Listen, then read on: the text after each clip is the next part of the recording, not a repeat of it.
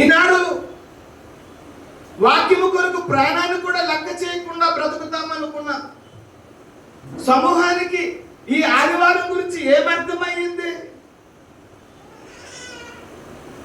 ప్రభువు దినము అని అన్నాడు. ఆదివారం అని రాయి కదా బైబిల్లో, ఆదివారం అని రాశాడు కదా. మరి ఆదివారం అని రాసినాడు, అక్కడ కూడా ఆదివారం అని రాయొచ్చు కదా పరిశుద్ధాత్మ దేవుడు. ప్రభువు దినం అని ఎందుకు రాయాలి?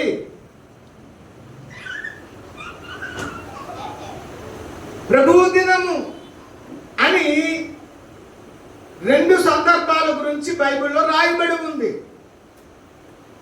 ఏంటి? మొదటిది ఆదివారాన్ని ప్రభువు దినముగా సంబోధించాడు. రెండోది యేసయ్య రెండో రాకడిని ప్రభువు దినముగా సంబోధించాడు. అదే పాత నిబంధనలు అయితే యెహోవా దినము, ప్రభువు దినం అనేదాన్ని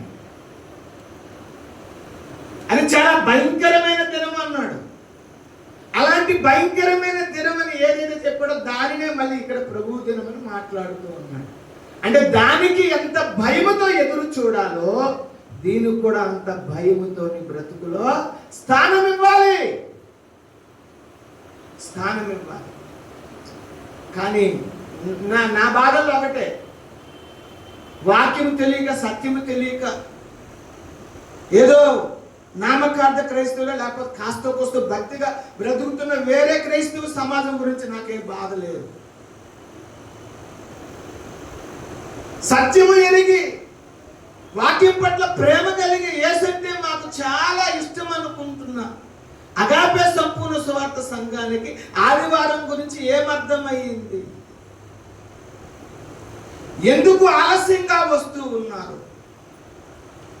ప్రతి దైవజనుని తాలూకా సూక్తులు మనం మాట్లాడుకుంటాం, అవునా కాదా? మహాభక్తుల తాలూకా వారు చెప్పిన ప్రతి ఒక్క మాటల్ని అయ్యగారు మనకు తెలియజేసి, అయ్యగారు అంటారు ఆర్సీఎంలో ఉన్న క్రమశిక్షణ, లోదరులో ఉన్న క్రమశిక్షణ, చర్చ్ ఆఫ్ క్రైస్ట్ లో ఉన్న క్రమశిక్షణ, అన్ని క్రమశిక్షణలో కలిగిన చర్చే అగాపే సంఘం అన్నాడు, అవునా కాదా? ఏది మరి ఆ క్రమశిక్షణ అంటే?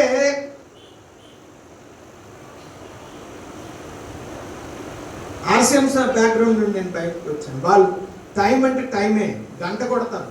ఒకప్పుడు వాళ్ళకి వాచీలు ఉండేవి కాదుగా, గంటే ఇదిగో టైం అయిందని ఆ టైంకి వెళ్తారు అంతే. ఇప్పటికీ వాళ్ళు తెల్లవారి 6 గంటలు మాస్ అంటే 6 గంటలకి చలిలోనైనా వెళ్తారు. వాళ్ళు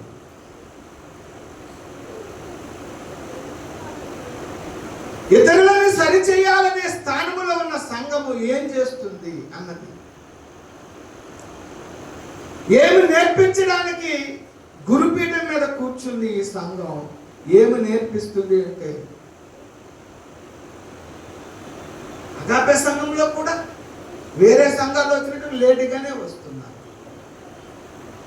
ప్రార్థనలు. మరి ప్రార్థనకి ఏం విలువిస్తున్నట్టు? ఆదివారం ముంగమూరు దేవదాస్ అయ్య గారు చెప్పారు,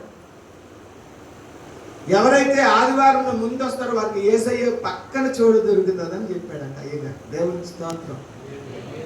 ఏం మరి యేసయ్య పక్కన వద్ద స్థలం మనకి? ఎందుకు లేటుకు వస్తున్నాము? మనకి కాదా ఆ మాట? పైకి భక్తి కలిగి దాని శక్తిని ఆశ్రయించిన వారికి అనే మాటకి ముందు ఇంకొక మాట ఉంటుంది. ఏముంటుందండి? దేవుని కంటే ఎక్కువగా సుఖానుభవమును. మనకు కాదా ఆ మాట? సుఖానుభవం అంటే అర్థం ఏంటి? శరీరం కందిపోకుండా చేసే భక్తిని ఏమంటారండి? ఒళ్ళు వంచకూడదు, శరీరం కందిపోకూడదు, కష్టపడకూడదు. భక్తి మనాలి, భక్తి అని దేవుడు సర్టిఫికెట్ ఇచ్చేయాలి, ఒళ్ళు మాత్రం చాలా చక్కగా ఉండాలి. ఎలా ఉంటుంది? శరీరమును నలుగొట్టుకోకుండా భక్తి ఎలా చేయగలుగుతాం? 9 గంటల కంటే 5 నిమిషాలు 10 నిమిషాలు తక్కువ 9కే ఉండేవారే అగాపే సహవాసంలో ఉన్నవారు లెక్క. అయ్యగారు ముస్లిం, నేను ముస్లిమే అన్నారు అయ్యగారు దగ్గర కదా. అంటే దాని అర్థం ఏంటి? The right meaning. ఒకవేళ మీరు అనుకుంటే దానికి నేనే అర్హుడిని అని చెప్పుకున్నాడు అయ్యగారు. దేవునికి స్తోత్రం.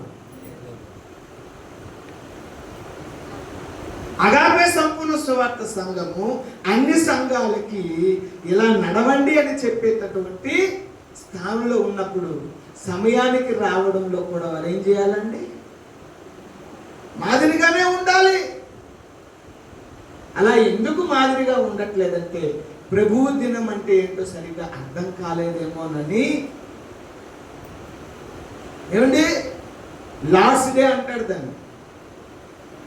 ప్రభువు దినము, ఆ దినమున ఇంకో ఏ పని పెట్టుకోకూడదు, ఇంకెలాంటి దానికోసం మనం ప్లాన్ అయ్యకూడదు. ప్రభు దినం అంటే ప్రభుతోనే గడప. దేవునికి స్తోత్రం. ప్రభువుకే ప్రాముఖ్యత. ప్రభువుని ఏ విధంగా మనము ఆ రోజు సంతోష పెట్టాలో ఆ విధంగా సంతోష పెట్టడానికి ఆ దినమును మనము దేవునికి కాదు, అది దేవుని దినం. ఈనాడు చాలా మంది ఏం చేస్తున్నారు తెలుసా? ఆదివారమునే ఫంక్షన్లు పెట్టుకుంటున్నారు, ఆదివారమునే అన్నిన్ను. మనకి ఆదివారమే చికెన్ మటన్లు వండుకునే రోజుల్లాగా తయారయ్యింది.